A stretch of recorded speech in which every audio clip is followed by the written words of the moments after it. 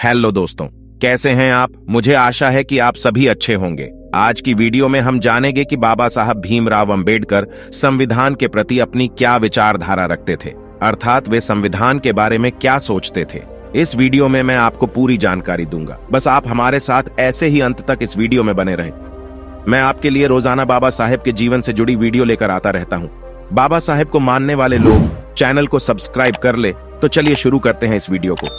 बाबा साहब ने कहा था, मैं यहां पर संविधान की अच्छाइयां गिनाने नहीं जाऊंगा, क्योंकि मुझे लगता है कि संविधान कितना भी अच्छा क्यों ना हो, वो अंततः बुरा साबित होगा अगर उसे इस्तेमाल में लाने वाले लोग बुरे होंगे, और संविधान कितना भी बुरा क्यों ना हो, वो अंततः अच्छा साबित होगा अगर उसे इस्तेमाल में लाने वाले लोग अच्छे।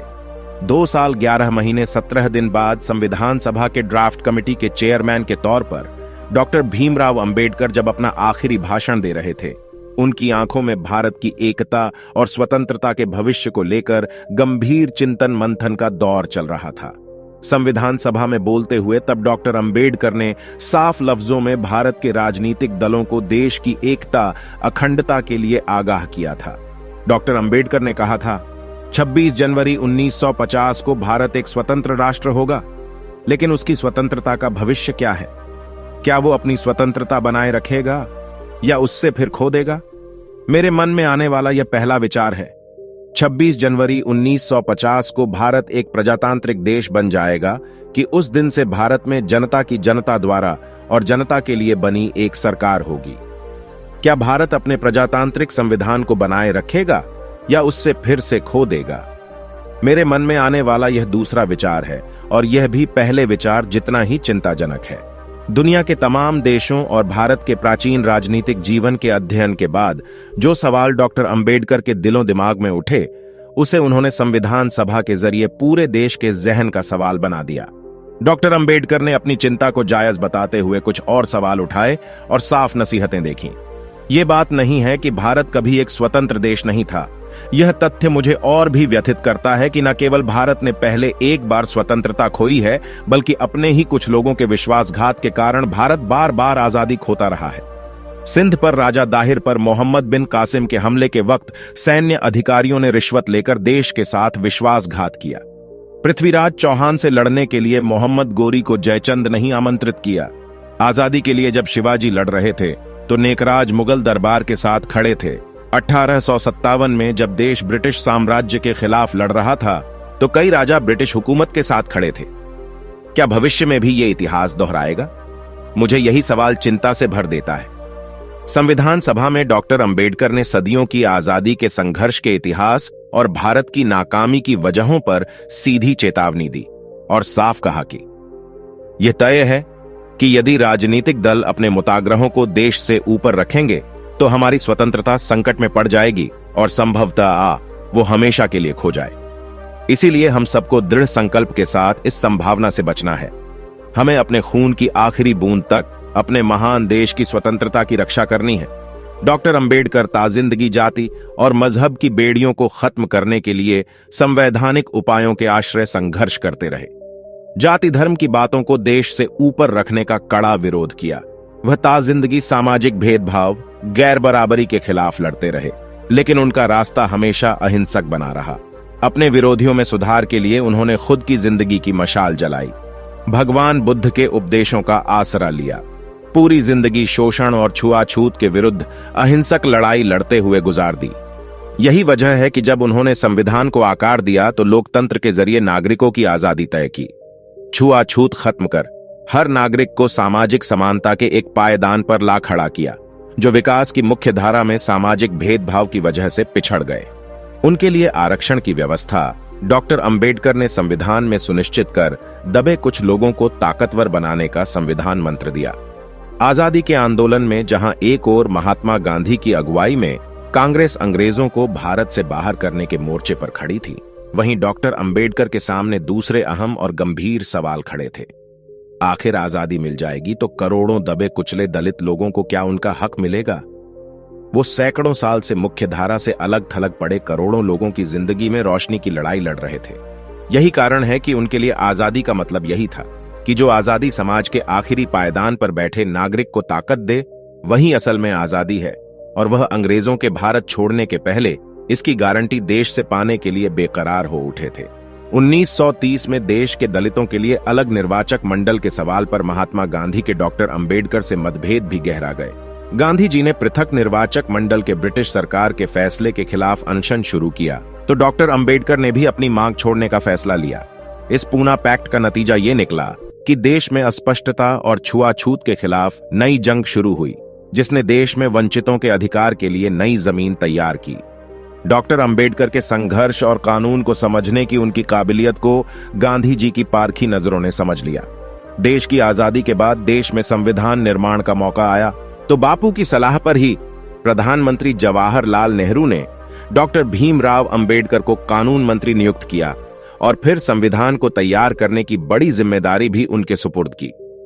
संविधान बनने के बाद हिंदू कोड बिल के सवाल पर कांग्रेस सरकार से डॉक्टर अंबेडकर के मतभेद फिर से सतह पर आ गए।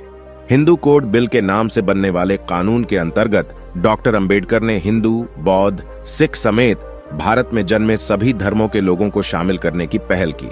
हालांकि उत्तराधिकार, विवाह और संपत्ति में हिस्सेदारी से जुड़े सवालों पर अपने सुझावों को नकारे जाने से आहत होकर उन्होंने नेहरू मंत्रिमंडल से त्याग पत्र दे दिया। 1952 में डॉक्टर अंबेडकर ने निर्दलीय उम्मीदवार के रूप में लोकसभा चुनाव लड़ा, लेकिन वह चुनाव हार गए। हालांकि देश के सामाजिक राजनीतिक जीवन में उनकी अहम भूमिका को देखते हुए कांग्रेस की पहल पर उन्होंने राज्यसभा का सदस्य बनना मंजूर किया और आखिरी सांस तक वो संसद के उच्च सदन के सदस्य बने रहे। यही वो दौर था जब डॉक्टर अंबेडकर का स्वास्थ्य भी तेजी से गिर रहा था। जिंदगी के संघर्षों ने उनके शरीर को भीतरी तौर पर खोखला कर दिया था। उन्हें डायबिटीज की बीमारी हो गई थी, तो दूसरी ओर उनके दिलो दिमाग को करोड़ों दलितों के भविष्य की चिंता खाए जाती थी कि उनके बाद इस समाज की दिशा और दशा आखिर किधर जाएगी। उनके सामने सवाल था कि देश को आजादी मिलने के बावजूद उच्च जाति के हिंदुओं का बर्ताव दलितों के साथ सुधारने को तैयार नहीं है। बड़ी संख्या में दलित समुदाय के लोगों के सामने धर्मांतरण की विदेशी साजिशों का शिकार बनने का खतरा भी खड़ा था। इन्हीं चुनौतियों से निपटने के लिए डॉक्टर अंबेडकर ने दलितों के सामने बौद्ध धर्म का रास्ता सुझाया, जिसका जन्म भारत में हुआ था और जिसके सुधारवादी दर्शन की जड़ें देश की प्राचीन परंपराओं से सहज जुड़ी थी। धन सर शरणम 1953 में डॉक्टर अंबेडकर बौद्ध धर्म के अध्ययन के लिए श्रीलंका, बर्मा समेत अनेक देशों के दौरे पर गए। रंगून में आयोजित तीसरे विश्व बौद्ध सम्मेलन में हिस्सा लेने के बाद समर्थकों के साथ डॉक्टर अंबेडकर ने ऐलान किया कि जीवन के आखिर में भगवान बुद्ध की शिक्षाओं में ही उन्हें मुक्ति का रास्ता दिख रहा है। 14 अक्टूबर 1956 को नागपुर की दीक्षा भूमि में डॉक्टर अंबेडकर ने 5 लाख समर्थकों के साथ बौद्ध धर्म की दीक्षा लेकर देश के सामने छुआछूत और अस्पृश्यता के खिलाफ लड़ाई को नया मोड़ दे दिया, जिसमें उनकी चिंता एक ही थी कि देश के करोड़ों दलितों को मुक्ति के रास्ते के लिए भारत से बाहर देखने की जरूरत नहीं है। भारत की मिट्टी और भारत की सनातन जड़ों में ही करोड़ों दलितों की मुक्ति का रास्ता खुद ही छुपा है। दुनिया को मुक्ति का रास्ता दिखाने वाला यह मसीहा खुद भी 6 दिसंबर 1956 को अनंत यात्रा पर चला गया। डॉक्टर अंबेडकर ने 65 साल की उम्र में जीवन यात्रा पूरी कर ली, लेकिन जाने से पहले हजारों सालों से चली आ रही जड़ता को जड़ से हिला गए, जिसके कारण पग पग पर बचपन से उन्हें तकलीफें झेलनी पड़ी। 14 अप्रैल 1891 को मध्य प्रदेश के इंदौर के करीब महू में फौज के सूबेदार मेजर रामजी सतपाल के घर पैदा होने से लेकर कोलंबिया यूनिवर्सिटी और लंदन स्कूल ऑफ इकोनॉमिक्स में डॉक्टरेट की पढ़ाई तक उनका जीवन संघर्ष की अविश्वसनीय एक आधा बन गया। लेकिन जैसे बचपन से उन्हें ब्राह्मण शिक्षक महादेव अंबेडकर ने प्यार दुलार देकर अपना नाम तक देकर अंबेडकर नाम इतिहास में अमर कर दिया, तो बड़ौदा के महाराजा सयाजीराव गायकवाड़ ने विदेश में पढ़ाई के लिए वजीफा देकर उनकी राहों के कांटे बुहारने का भी काम किया। जाहिर तौर पर एक तरफ सामाजिक उल्हाना के कठिन दौर से अंबेडकर गुजरते रहे, तो दूसरी ओर भारत के सामाजिक जीवन से ही उन्हें देश में बदलाव की ताकत और ऊर्जा मिली, जिसमें पग पग पर ऊंची जातियों के लोगों ने ही उन्हें संघर्ष और बदलाव के रास्ते में आगे बढ़ने के लिए भरसक मदद की। देश अपने इस अनमोल रतन को युगों याद रखेगा, क्योंकि अंबेडकर ऐसे रतन थे जिन्होंने युगों की परिपाटी को बदलने का साहसी कारनामा अपनी जिंदगी की साधना से सफल कर दिखाया था। दोस्तों, आज की वीडियो में बस इतना ही। इस चैनल पर मैं सिर्फ बाबा साहेब के जीवन से जुड़ी छोटी बड़ी सभी जानकारी लेकर आता रहता हूं। यदि आप बाबा साहब को पसंद करते हो और इनके बारे में और अधिक जानना चाहते हो तो हमारे अंबेडकर साहेब जी यूट्यूब चैनल को सब्सक्राइब कर ले। वीडियो को पूरा देखने के लिए धन्यवाद। आपका दिन शुभ हो।